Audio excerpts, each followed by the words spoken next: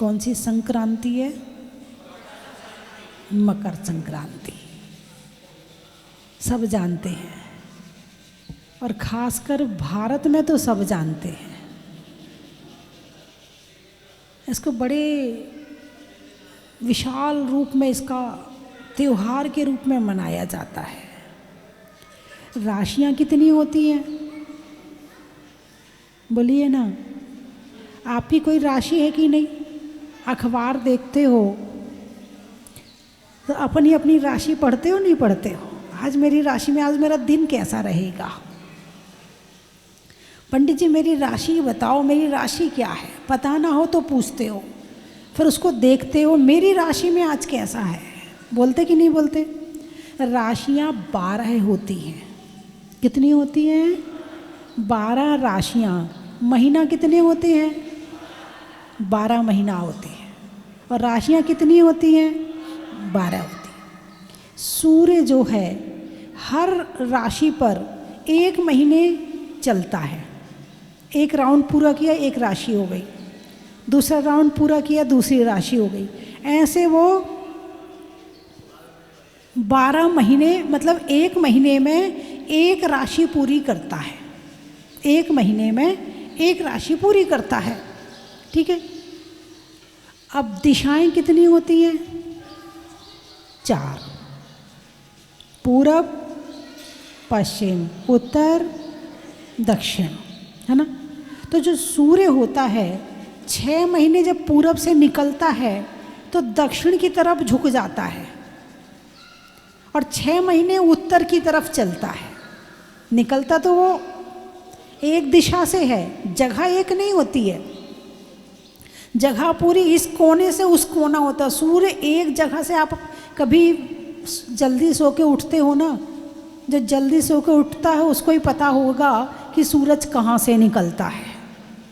वरना आपसे पूछा जाए आपके घर में पूरब दिशा कहाँ है तो आप नहीं बता पाओगे, क्योंकि आपने कभी सूर्य को देखा नहीं, पहली बात। दूसरी बात, सूर्य आपके घर में आता नहीं, आपके घर के अंदर सूरज आता नहीं, तो आपको पता ही नहीं सूरज कहाँ से निकलता है। और आ भी जाए तो ध्यान ही नहीं देते।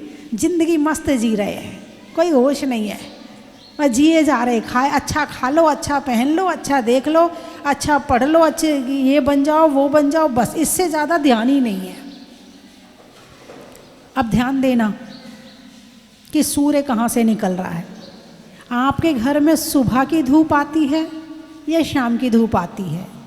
यदि शाम की धूप आती है तो आपका मकान पश्चिम मुखी है। यदि सुबह की धूप आती है तो समझना आपका मकान पूरब मुखी है। ठीक है। आपके यहाँ ठंड में अंदर भीतर घुस के आती है धूप तो समझना आपका मकान दक्षिण मुखी है। और आपके घर में धूप कभी भी नहीं घुसती है तो समझना आपका मकान उत्तर मुखी है। बात समझ में आई कि नहीं आई? अभी मैंने सूरज को नहीं दिखाया, केवल धूप से बता दिया कि आपका मकान कौन सी दिशा वाला है। अब कौन सी दिशा अच्छी है, कौन सी खराब है, कौन सी कैसी है, सब दिशा अच्छी है। अपने कर्म अच्छे करो तो सब दिशा अच्छी है। हाँ, इनका थोड़ा बहुत प्रभाव पड़ता है, ऐसा नहीं कि 100% नहीं, 50%, 60%, 70% प्रभाव पड़ता है। इसलिए इसका ध्यान भी रखा जाता है। जैसे अब ये मंदिर बनाया, क्षेत्र बनाया, तो इसमें ध्यान रखा गया कि नैऋत्य कोण को भारी करना है, तो यहाँ हमने पूरे यात्री निवास बना दिए, बड़ी बड़ी बिल्डिंग खड़ी करवा दी हैं। मध्य में ब्रह्म में भगवान का मंदिर होना चाहिए तो बीच में मंदिर बनवा दिया। आग्नेय कोण में भोजनशाला होनी चाहिए तो आग्नेय कोण में भोजनशाला बनवा दी है। और उत्तर में यदि कुबेर द्वार है, उत्तर में यदि मुख्य द्वार रखा जाए तो बहुत बढ़िया, तो उत्तर में मैंने गेट बनवा दिया। मतलब मूल मूल चीज़ों का ध्यान रखना चाहिए, मूल मूल चीज़ें। और फिर जो भी दिशा का है यदि अच्छे काम करो तो और अच्छी बात है, लेकिन यदि वास्तव में दिशा का ध्यान रखा जाए और फिर अच्छे काम किए जाएं तो सोने में सुहागा है, सोने में सुहागा है। उस क्षेत्र की ऊर्जा और बढ़ती है। आप यहाँ जैसे एंटर करते हैं गाड़ी से, आपको महसूस होता बहुत अच्छा सा लग रहा है, होता कि नहीं होता? अरे बोलिए ना, होता। क्यों हो रहा है? क्योंकि यहाँ उस तरह का सारी चीज का ध्यान रखा गया है। ईशान कोण में कुआं होना चाहिए तो ईशान कोण में कुआं है। पूरब में भगवान का मुंह है, तो यहाँ का पूरा वास्तु का ध्यान रखा, तो ऊर्जा अपने आप आ रही, पहली बात। दूसरी बात, भगवान इतने अतिशयकारी हैं कि इनने सब अपना काम करवाया है। लग रहा है कि हमने किया है, इनने करवाया है। भगवान निकले थे, कब निकले थे? चैत का महीना, 13 तिथि 2023। अभी सुनो पूरा सुनो। चैत का महीना, 13 तिथि, सन 13 और 23 अप्रैल। बताओ, कोई अपना शादी का योग भी ऐसा मिला सकता है क्या? जन्म का तो छोड़ो, शादी का योग भी मिला सकता है क्या? सब में ताता आ रहा है क्या? चैत का महीना, 13 तिथि, सन 13 और 23 अप्रैल, 4 ता आ गए हैं। मंगलवार, महावीर जयंती के दिन मुसलमान के यहाँ मुनि सुब्रतनाथ भगवान निकले। माँ और ता, माता और माता जी को बुलाया।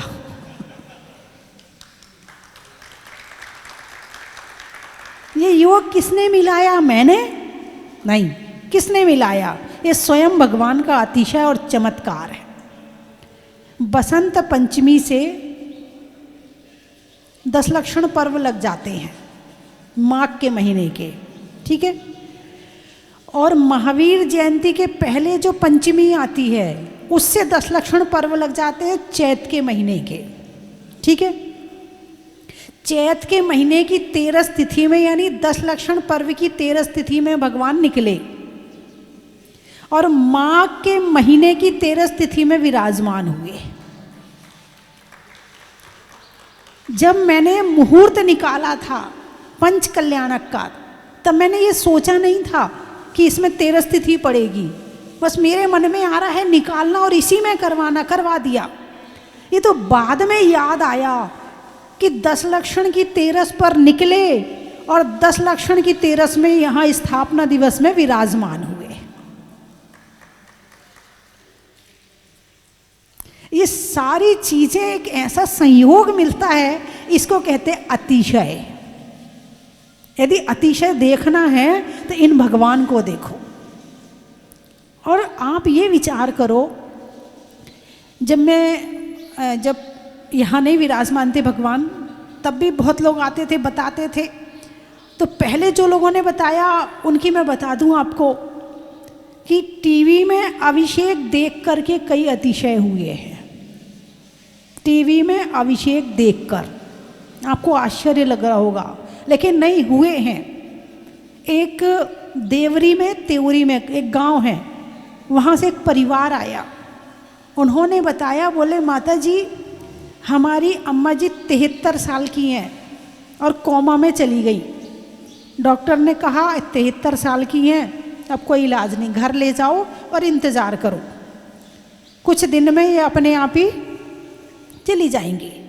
बोले हम घर लेके आ गए, तो जिस कमरे में टीवी थी उसी कमरे के कोने में उनको लिटा दिया। बोले जब सुबह सुबह अभिषेक आता था तो मैं अपने शुद्ध पानी से हाथ गीले कर लेती थी, और जैसे ही टीवी में भगवान के चरण दिखाए जाते थे, मैं जाके भगवान के चरणों को छूकर स्पर्श करके उन्हें स्मरण करती थी और ले जाके अम्मा जी के सिर पे लगा देती थी। 3 दिन में अम्मा जी को होश आ गया।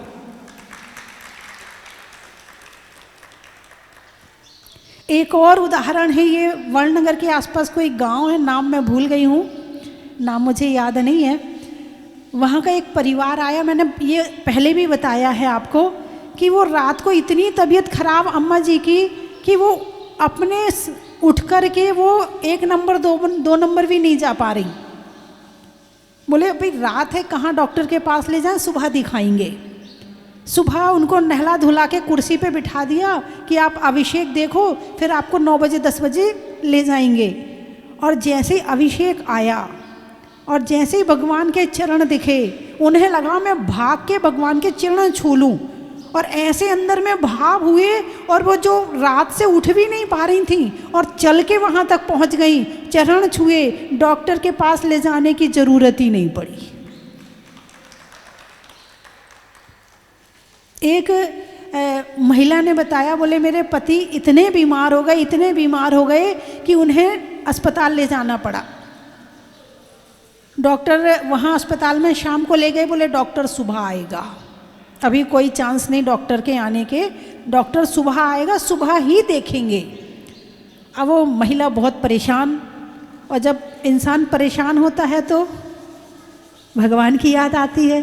अब वो चालीसा लेके और अपने पति के सिराने बैठ गई और रात भर उसने चालीसा पढ़ा, रात भर सोई नहीं। उसने खुद आके मुझे बताया, बोले रात भर उसने चालीसा पढ़ा।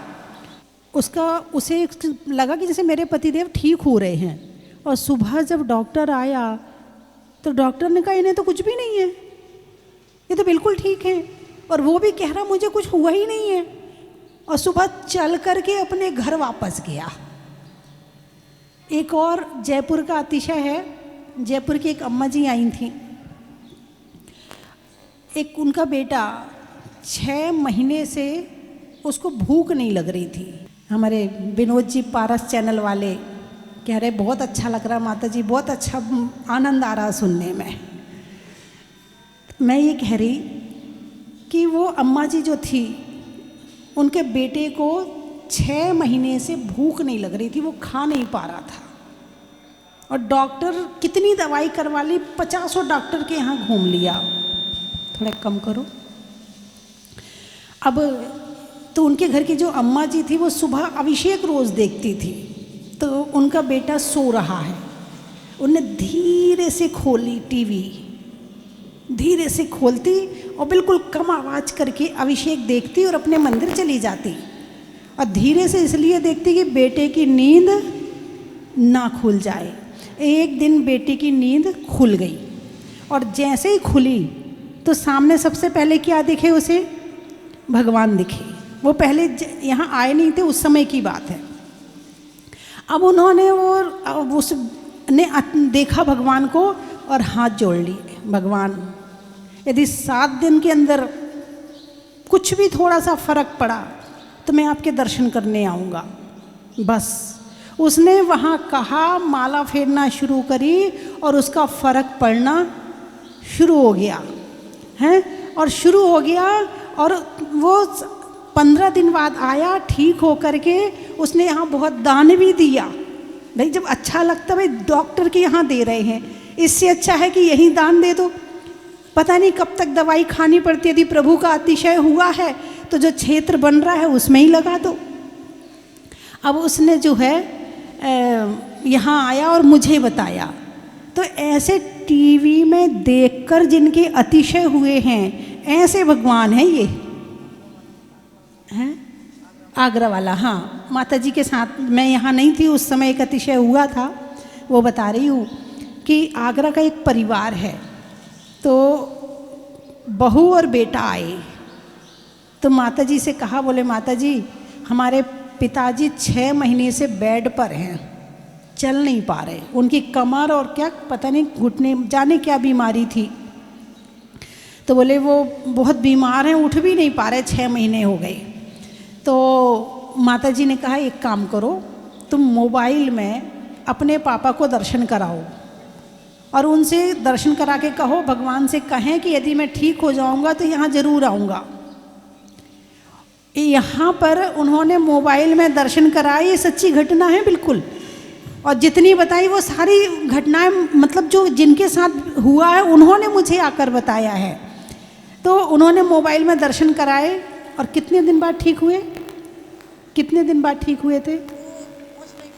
वो वहाँ घर में बहू बेटा पहुँच नहीं पाए और वो खड़े हो गए। चलना शुरू कर दिया, अपने हाथ से मंजन वंदन करना शुरू कर दिया, सब करना शुरू कर दिया। और चल के देख रहे कि मैं चल पा रहा हूँ, ये तो आश्चर्य, डॉक्टर ने तो मना कर दिया और मैं तो चल पा रहा हूँ। और ऐसे चल चल के देख रहे हैं वो। अब उसके बाद बेटा घर पहुँचा, अतिशय हो गया। अब वो अपने पापा को लेकर के आया, यहाँ दर्शन करवाए, अभिषेक किया, शांति धारा करी। उसके बाद मैं जयपुर में थी, सी स्कीम में। हाँ, तो फिर माता जी के पास गए, माता जी को बताया, मैं सी स्कीम में जयपुर में थी, मेरे पास गए, बहुत लोग कमरे में बैठे थे, उनके सामने बताया। तो मतलब मोबाइल में, टीवी में देखकर, कैलेंडर से, फोटो से अतिशय हो रहे हैं। ऐसे अतिशयकारी भगवान ये हैं, जो कहा जाता ना कि यहाँ आकर स्वर्ग सा अनुभव होता है, ये मतलब कहने की बात नहीं है, जो महसूस करता है ना वो ही बोलता है। चलिए अपन अपनी मकर संक्रांति पे आ जाएं।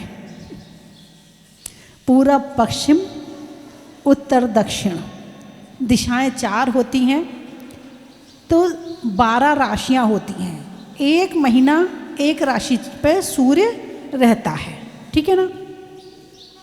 तो 6 महीना दक्षिणायन और 6 महीना उत्तरायण। 6 महीना ऐसे चढ़ते हुए उत्तर की तरफ और 6 महीना इस साइड आते हुए दक्षिण। जब दक्षिण में आता तो झुक जाता है, और झुकता है तो फिर घरों के अंदर धूप जाती है, और जब उत्तर में आता है तो ऊपर चला जाता है, तो फिर घरों में धूप नहीं जाती है। ये ऐसे होता है, ठीक है। तो आज सूर्य जो है धनु राशि से मकर राशि में आएगा। तो और क्या महत्व है, जैन धर्म से जुड़ा हुआ कुछ है इसमें, कुछ कोई घटना है क्या? हाँ है। कौन सी घटना है? जब सूर्य आज के दिन निषधा चल पर्वत पर उगता है, तो वहाँ से जो अयोध्या है, अयोध्या में जितने 84 खंड का महल भरत चक्रवर्ती का, उसकी छत पर अब 84 खंड, अब वो महल कितना ऊंचा होगा? भरत चक्रवर्ती की हाइट कितनी? 500 धनुष। 500 धनुष। एक धनुष कितने का? 4 हाथ का एक धनुष, है ना। आप 4 हाथ में यदि 1.5 फीट का एक हाथ होता है, सामान्य हाथ 1.5 फीट का होता है ना। तो 1.5 फीट 4 हाथ का एक धनुष है, 6 फीट हो गया। अब इसके 3000 फीट हो गए। अब 3000 फीट यदि भरत चक्रवर्ती की हाइट है, हाँ कुछ बोलना है।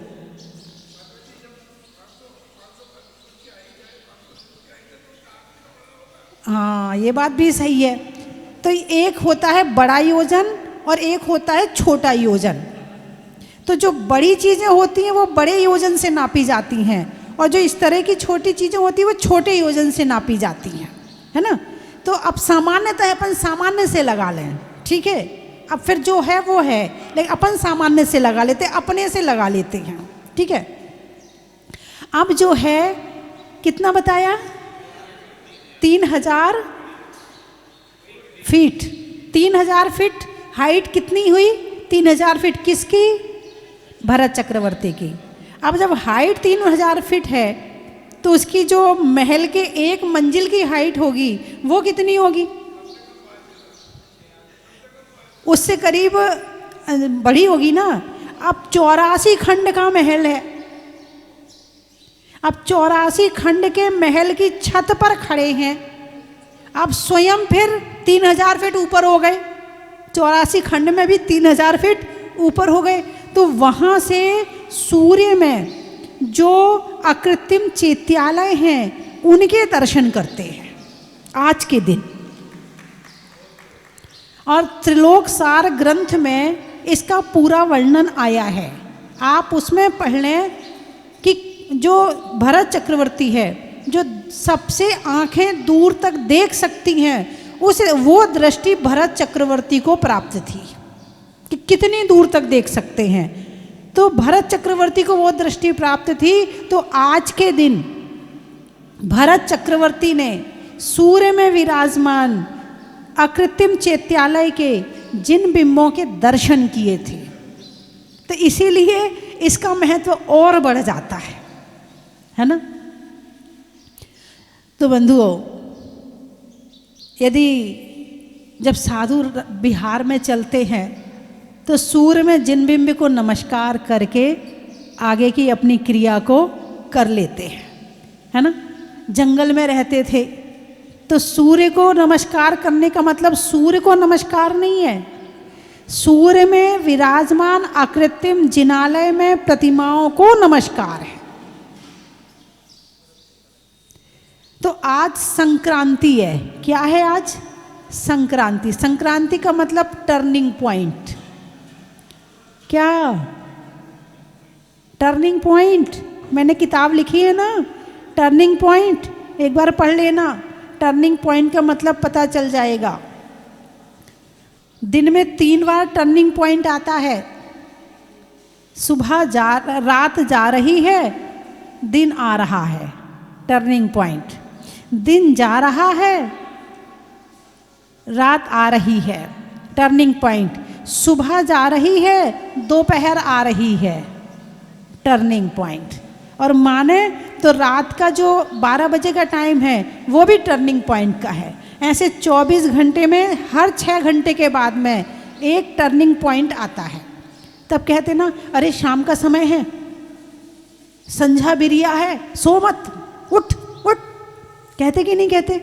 अरे शाम का समय है, संध्या होते आरती कीजिए, अपनो जन्म सफल कर लीजिए, करते कि नहीं करते?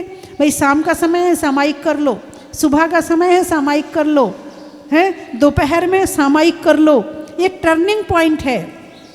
ये संसार के कामों के लिए सही नहीं है, मगर ये धर्म के काम के लिए सही है। इसका चौगुना फल मिलता है। यदि आपने संसार के काम किए तो भी चौगुना मिलेगा, और धर्म का काम किया तो भी चौगुना मिलेगा। अब क्यों? क्योंकि इसमें बीच का समय है, शक्तिवान है। दिन जा रहा है, रात आ रही है, दिन भी है, रात भी है, दिन भी है, रात भी है, यानी दोनों चीज की शक्ति इसके अंदर में है। अब इसका उपयोग करने वाला चाहिए, इसका उपयोग करने वाला चाहिए। ऐसे ही अब ये सूर्य धनु राशि को छोड़कर मकर राशि में आ रहा है, दक्षिणायन को छोड़कर उत्तरायण आ रहा है। रात बड़ी हो रही थी, दिन छोटा हो रहा था, अंधेरा ज्यादा था, उजाला कम था। क्या? अंधेरा ज्यादा था, उजाला कम था। अब क्या होगा? उजाला ज्यादा है, अंधेरा कम है। अब हम अंधकार से उजाले की तरफ, यानी उत्तरायण में। मकर संक्रांति तो सबको पता चल जाती है, मगर जब जुलाई के महीने में 14 जुलाई को जब उत्तरायण से दक्षिणायन में जाता है, तब कोई नहीं मनाता है। क्यों नहीं मना रहा है? अब समय सही नहीं है, पंच कल्याणक भी बंद, शादियां भी बंद, वेदी प्रतिष्ठा भी बंद, जितने मुहूर्त के काम है तुम्हारे घर में जो नया बनाया वो भी बंद, सब बंद। क्यों? क्योंकि उजाले से अंधेरे की तरफ जा रहे हैं, है ना। तो इसीलिए इसको मकर संक्रांति को इसीलिए खुशी का पर्व है। लड्डू खाओ, ये खाओ, खिचड़ी खाओ, तिल के लड्डू खाओ। और हिंदुओं में दान की परंपरा है और होना भी चाहिए। यदि ऐसे समय पे मतलब किया जाए तो कहीं ना कहीं महत्व तो है। हम उजाले की तरफ जा रहे हैं, खुशी है। खोल दिया खजाना, चक्रवर्ती ने दर्शन करने के बाद खजाना खोल दिया था, दान किया था, किमिच्छिक दान किया था। किसने? भरत चक्रवर्ती ने। किसने? भरत चक्रवर्ती ने। तभी से ये परंपरा दान की चली है। टर्निंग पॉइंट के समय पे शुभ काम किए जाएं तो और शुभ होता है। भाई दान कर रहे हो, एक कर रहे हो, कितना फल मिलेगा? चौगुना। कितना फल मिलेगा? चौगुना है। तो इसीलिए दान की भी खूब परंपरा है। कुछ लोग गंगा स्नान करते हैं कि ये टर्निंग पॉइंट में यदि गंगा स्नान किया जाए तो शायद बीमारियां ठीक हो जाएंगी, वो बात अलग है। और कुछ लोग इसे मिथ्यात्व भी मान लेते हैं। लेकिन ऐसा है, काल दो तरह का, निश्चय काल और व्यवहार काल। ठीक है, निश्चय काल का लक्षण है वर्तना, परिवर्तन। लेकिन जहाँ पर हम रह रहे हैं यहाँ व्यवहार काल भी माना जाता है। यदि आप ये मानते हो कि अष्टमी चतुर्दशी को उपवास करना चाहिए, नहीं करना चाहिए, अनादि अनिधन पर्व है कि नहीं, और कुछ कहें क्या होती है अष्टमी चतुर्दशी, सब समय एक सा है, ये तो मिथ्यात्व है। नहीं, मिथ्यात्व नहीं है, ये व्यवहार काल है। पंच कल्याणक की तिथियों पर लोग लड्डू चढ़ाते हैं, महावीर जयंती मनाते हैं, दीपावली मनाते हैं। क्यों मना रहे? सब समय एक सा होता है? नहीं, व्यवहार काल। बोलिए हाँ या ना? संध्या काल में सामायिक करना चाहिए। क्यों? ये काल संध्या काल का है, व्यवहार काल। यदि तुम व्यवहार काल नहीं मानते हो तो उसको यदि मिथ्यात्व मानते हो तो तुम मिथ्यात्व में हो। क्योंकि भगवान महावीर ने ज्योतिष किसकी वाणी है? किसने बताया ज्योतिष? भगवान महावीर ने बताया। ये तो वैज्ञानिक आज ऊपर जा जाके खोज कर रहे, धरती ऐसी है, चांद ऐसा है, ये ऐसा है, ये आज खोज कर रहे।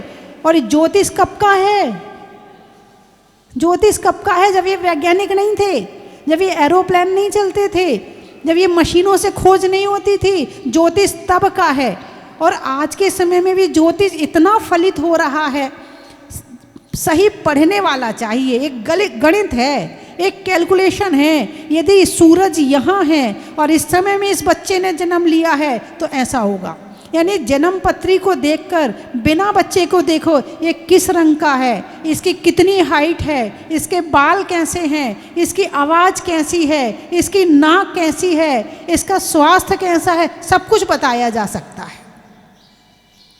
और उसके विषय में तो बताया जा सकता है, उसके मम्मी पापा के विषय में बताया जा सकता है, उसके बच्चों के विषय में बताया जा सकता है, उसके भाई बहन के विषय में बताया जा सकता है। इतना मतलब ये एक ज्योतिष विद्या है। विद्या क्या कहा? विद्या है। ज्योतिष चारण रिद्धि है, अष्टांग निमित्त रिद्धि है।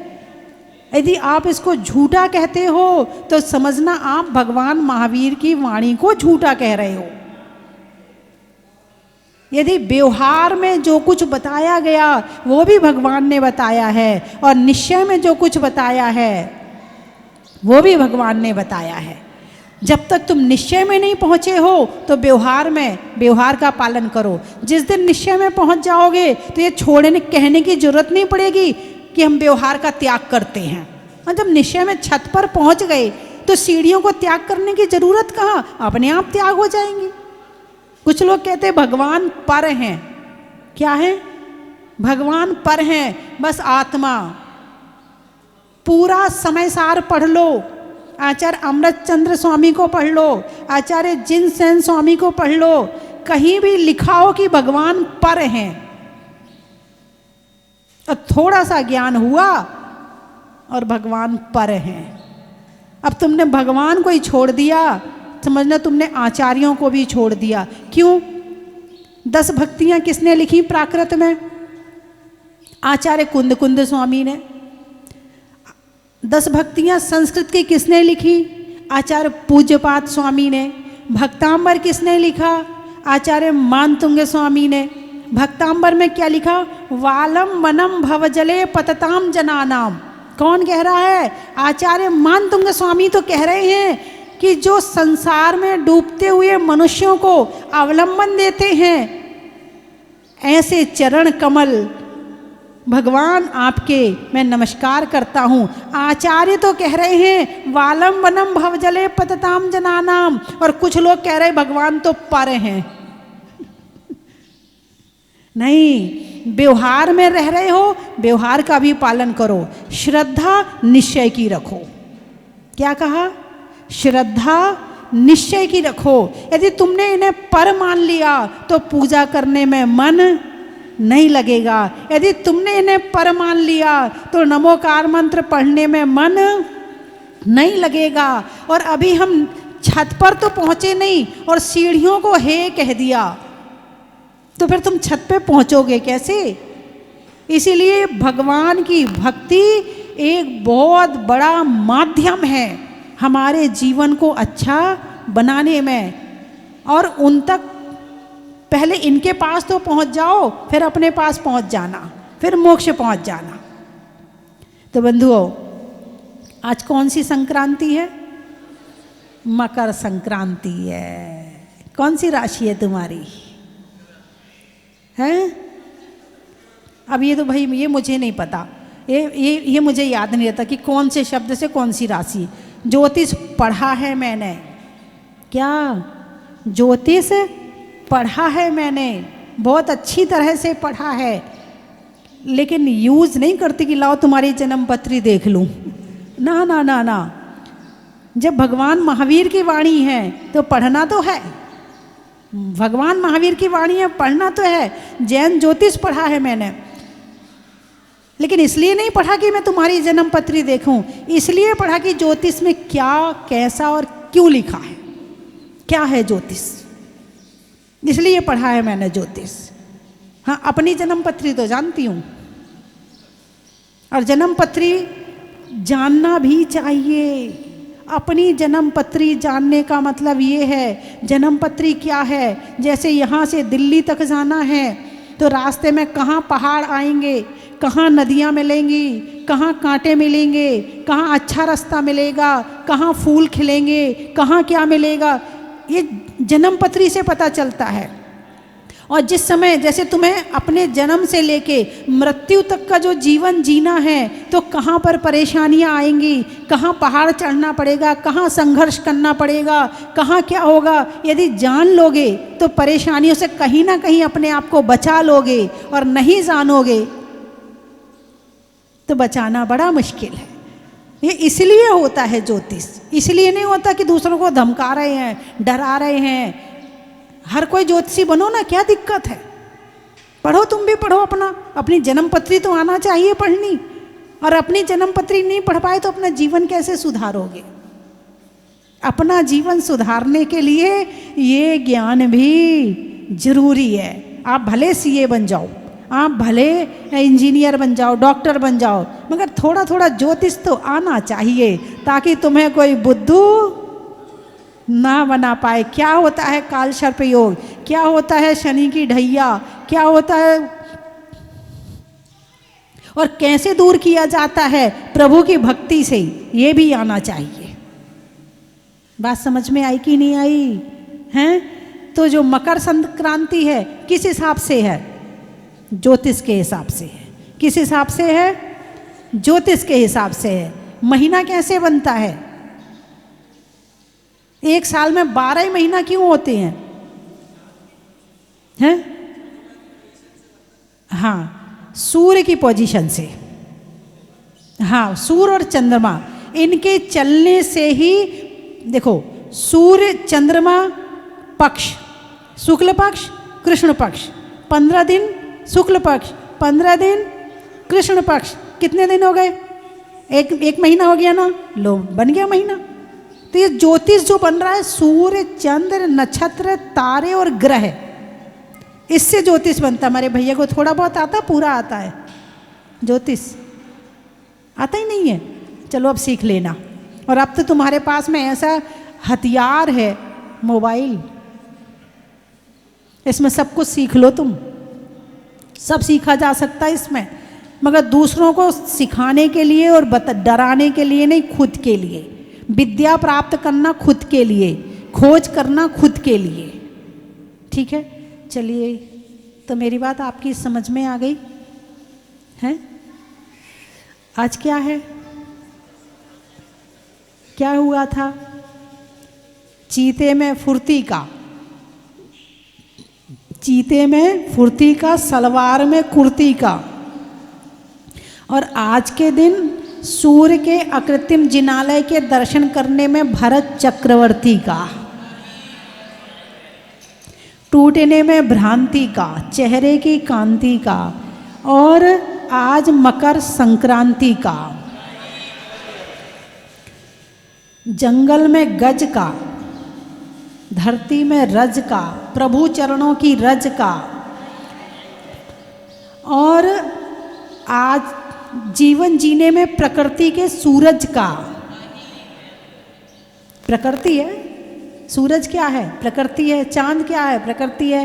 पेड़ क्या है? प्रकृति है। धरती क्या है? प्रकृति है। प्रकृति के साथ ठंड क्या है और गर्मी क्या है? बुराई करते नहीं करते प्रकृति की? है, करते नहीं करते? हाय इतनी ठंड हो रही है, ये कमी नहीं हो रही है, जब देखो तो इतनी ठंड पड़ रही है। करते नहीं करते ठंड की बुराई? है, अब ये ठंड आ गई, हम बीमार और हो जाएंगे। तुमसे किसी की भी बुराई करवा लो, तुम सबकी बुराई कर लोगे। इतने एक्सपर्ट हो बुराई करने में। हवा की बुराई करवा लो, सूरज की बुराई करवा लो, चांद की बुराई, तुम्हें किसी का उपकार नजर नहीं आता है, तुम्हें किसी की अच्छाइयाँ नजर नहीं आती हैं, तुम्हें तो केवल बुराई नजर आती है। ठीक है, हाँ देखो कितना बढ़िया खेल चल रहा है। चलिए, हिंदी में मात्रा का, स्कूल में छात्रा का, आपके जहाजपुर की यात्रा का, अनाज में दाने का, इनाम में पाने का, और आपका जल्दी से दोबारा जहाजपुर आने का। गाने में सुर का, नृत्य में नुपुर का, और आने वालों में रायपुर का। आम की बोर का, खाने में कौर का, आने वालों में इंदौर का। आप लोग बताओ कहाँ का बोलना है और कहाँ से आए? अहमदाबाद। खेत में खाद का, भोजन में सलाद का, आने वालों में अहमदाबाद का। नहीं, ये बताएंगे। हाँ बोलो, कहाँ से आए? कानपुर। रिश्तों में ससुर का, देवों में असुर का, आने वालों में कानपुर का।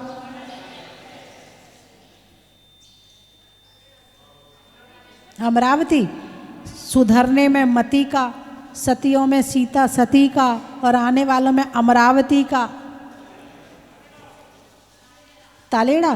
भोजन में बड़ा का, गर्मी में घड़ा का, और आने वालों में तालेड़ा का। बड़ा ही मैं तो बोलूं। पानी में मगर का, चलने में डगर का, आने वालों में जसवंत नगर का। त्रियंचों में बिल्ली का, डंडा में गिल्ली का, आने वालों में दिल्ली का। बड़ा ही महत्व है। चावल में चुनने का, बुनाई में बुनने का, शांति से प्रवचन रोज सुनने का। बड़ा ही महत्व है। अनाज में चने का, गर्मी में पने का, और भगवान का अभिषेक रोज देखने का। बड़ा ही महत्व है। हम सभी लोग तालियां बजा के आज के हमारे सौदरमिंद परिवार के भावों की अनुमोदना करेंगे।